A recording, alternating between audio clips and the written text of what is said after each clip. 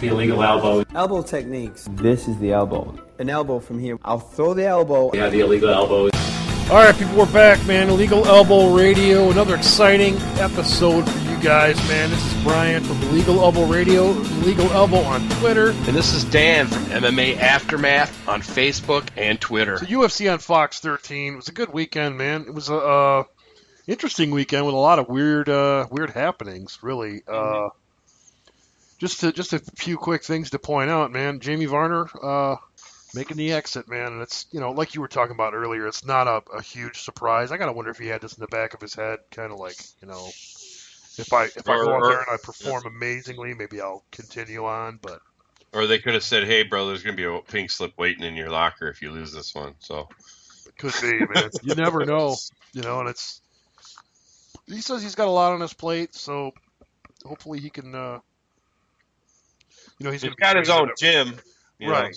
Right, exactly. So he's with that. I'm sure he's got a lot to focus on. So, which is cool. You know what I mean? So, but another nice highlight, man. This female strawweight, 115 pounds. Joanna, I'm gonna botch this name. I know it, but she was very impressive, man. 2 undefeated chicks in here.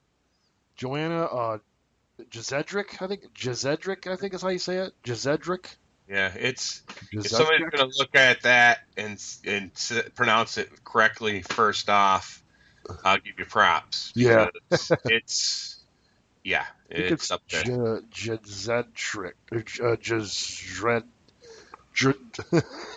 Yeah, I'm going to stop that. Jed. But, Jonah Jed. Yeah, Joanna Jed looked fucking great. Jed was in there kicking ass, and I think it was the end of the first round. Claudia.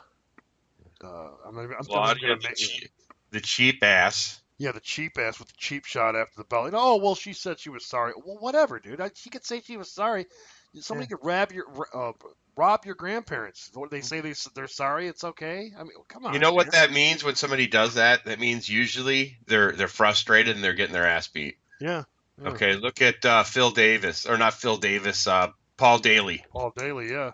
Prime example. I mean, frustrated, got his ass handed to him in that round, the respected round, and then goes off and fucking does an all-out cheap shot because you're just throwing a temper tantrum. Yeah, after the fight, too. I mean, the fight was completely over. Then he comes over like he's going to shake his hand and cold cocks him. I mean, it's not like this chick did that, but still, it was clear after the belt. I didn't hear the belt right. Even whatever, man. Not the first time we've seen it. It's not going to be the last. There's going to be poor sports all over the place. But Joanna Jed looked awesome, in my opinion.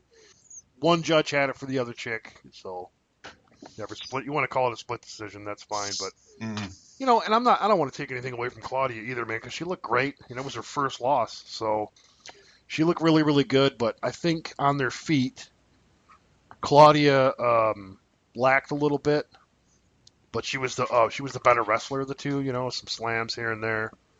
But Joanna was able to get back to her feet pretty quick, man. So, anyway, interesting fight, man. But let's get on to it. Main card action here. We're going to get into...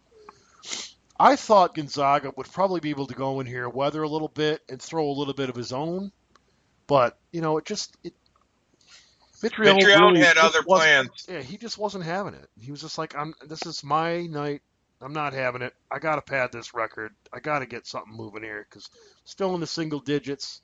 The guy's more well known for being a guy still in such a single digit wins. You know what I'm saying? I mean, I know that sounds kind of weird, but because there's still all guys that are well known in the single digit wins, but he seems to have been around a little while here, and it's like his losses are to top dudes. I mean, any corner he's turning where it looks like he's doing really good, he loses on top dudes. I think they need to start matching him up with dudes accordingly. They're matching him up with guys faster than he can learn, in my opinion.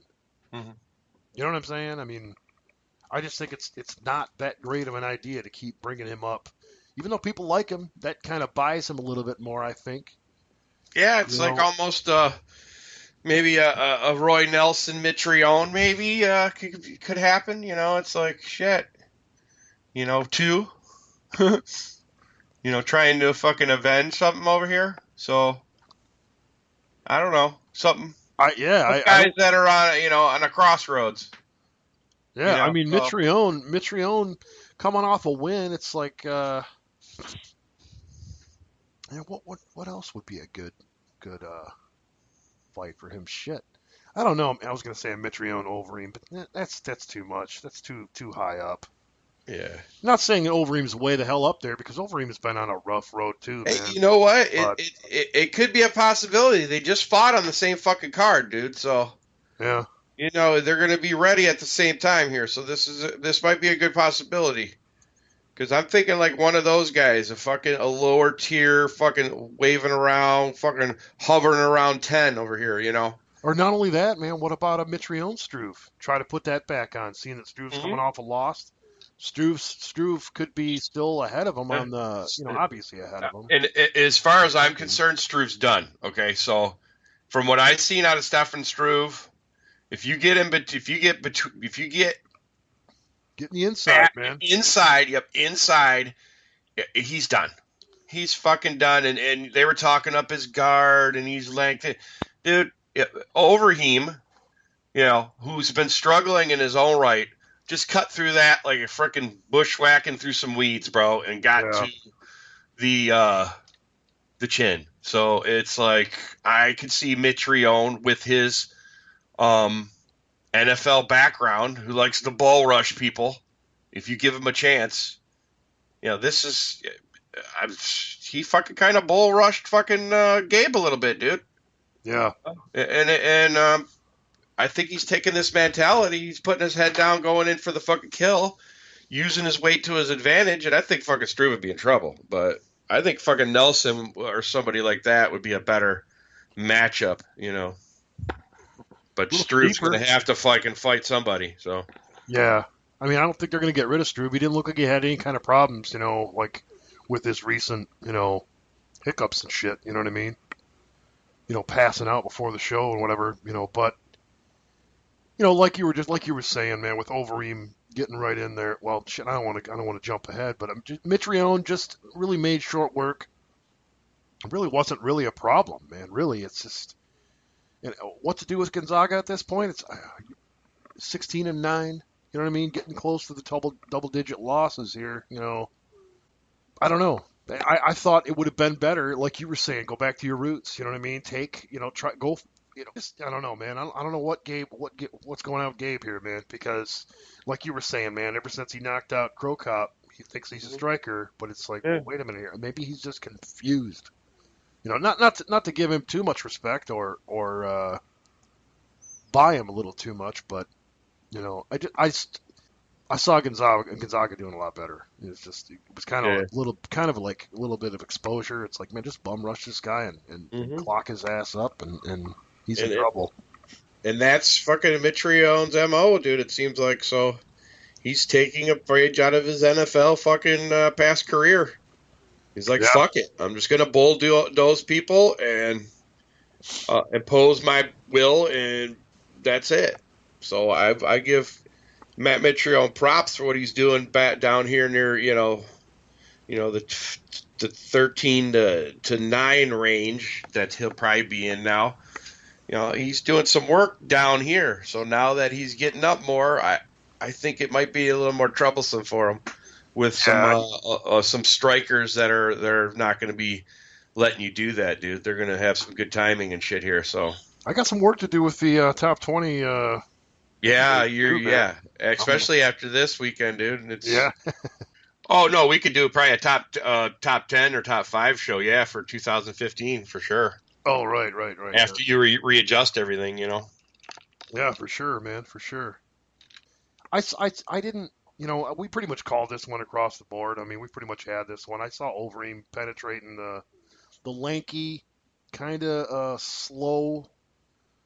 I mean, it's just he's got them long ass limbs. Yeah, he's intimidating because he dwarfed fucking Overeem, man. I mean, dude. I was telling Joe, I was like, dude, Overeem's a fucking tall dude, man. He's a big motherfucker. Yeah. And Struve was he was looking up at his ass. Yeah.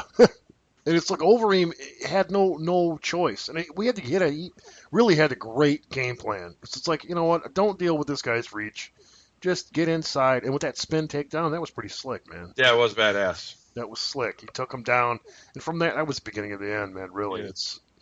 Struve did have some nice blocks, some nice head movement on the ground, shit like that to get out of the way. But it's just a matter of time, you know. That's Overeem's early MO. I mean, really, you know, taking dudes down and beating the living crap out of him if he doesn't do it on his feet. So. No, Overeem needed this fucking win too, man. This was a good victory for Overeem. Yeah. You know, that's like I said, we seen him fucking getting out of the way of that reach, closing the gap, getting in close. Then he did that takedown, and it was only a matter of time once he fucking moved him over to the cage, man. He fucking started raining it down and cutting through that guard. You know, sorry, Struve. You know, that's it. I'm sorry, bro. I don't see you really cracking the top 10, man. So have fun for where you're at, because I just don't see it, man. I think check Congo status. Yeah, from what an Alistair Overeem did to you, if anybody's watching fucking tape, they're going to look at that. You know, they're going to look at that and say, just don't sit around here. We'll let this guy fucking tee off on you and keep you at bay. So, yeah, I think he's done figured out. And when that happens in MMA, if you don't adapt, you're in trouble. So, hats off to Alistair Overeem, but this isn't much of a test for him. So we'll see who's next for him. I don't know who could be next. You know, it could be a fucking Roy Nelson. It could be, you know, for Overeem. Roy Nelson keeps coming up, you know, all the time. But right. it's about time for Roy to fight here soon. So. Yeah, I mean, shit, they got, you know, other guys we've been talking about that needs to get his ass out here and fight. Like Frank Mir's set up with Antonio Silva, because I was going to say, you know, Frank Mir's coming off some losses here. And I'm dreading this one, dude. I'm dreading that because I'm calling fucking gas tank-a-rama on this bitch. So it's like, it's going to get ugly in the third. So fucking hanging and cage fighting and hanging and yeah, that's Weidman Belfort card too. Yeah, yeah. I mean, I don't know. Who knows? It could be good, but what kind of Frank Mir are you going to see? I mean, But getting back to, getting back to Overeem, man. We were talking about it. What's a good match to make for an Overeem? It's Antonio Silva's already knocked him out, but he's already signed up for a fight. Travis Brown's not going to work. Mitrione? I don't think that'd be bad either, man. Really. Okay, it's a Mitrione, like we were just talking about. They just fought on the same night. Well, you also got Todd Duffy that just fought too. Todd Duffy. You know what? Overeem and that'd too. be great. Trying to get a fucking some revenge. Yeah. Revenge, bro. I mean, they'd be throwing Todd Duffy a big bone for that. I mean, they'd be really kind of handing it to him, but you know. Now, right now, he's not going to touch an Overeem. Because Overeem just beat a Struve, dude. Todd Duffy might be going against a Struve, put it that way. You might be getting Alistair Overeem's leftovers right now. You haven't been back in long enough. Yeah, that's not even a bad idea, dude. Duffy against Struve. That's not a bad idea. Struve would get fucking Struve.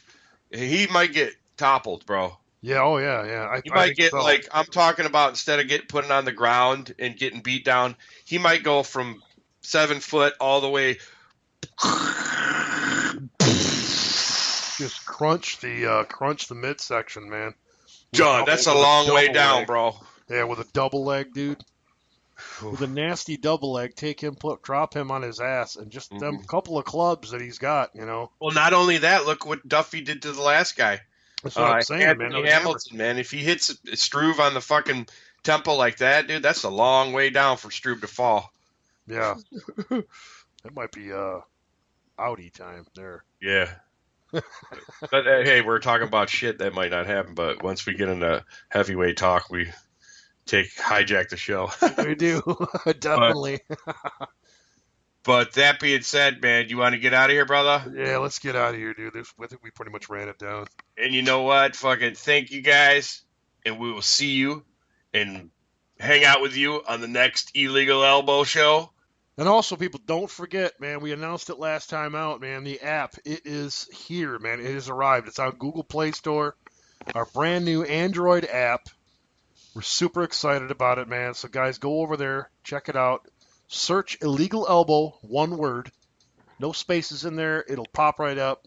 Download it. Good to go. And Full archive, scrolling archive up and down of all our shows.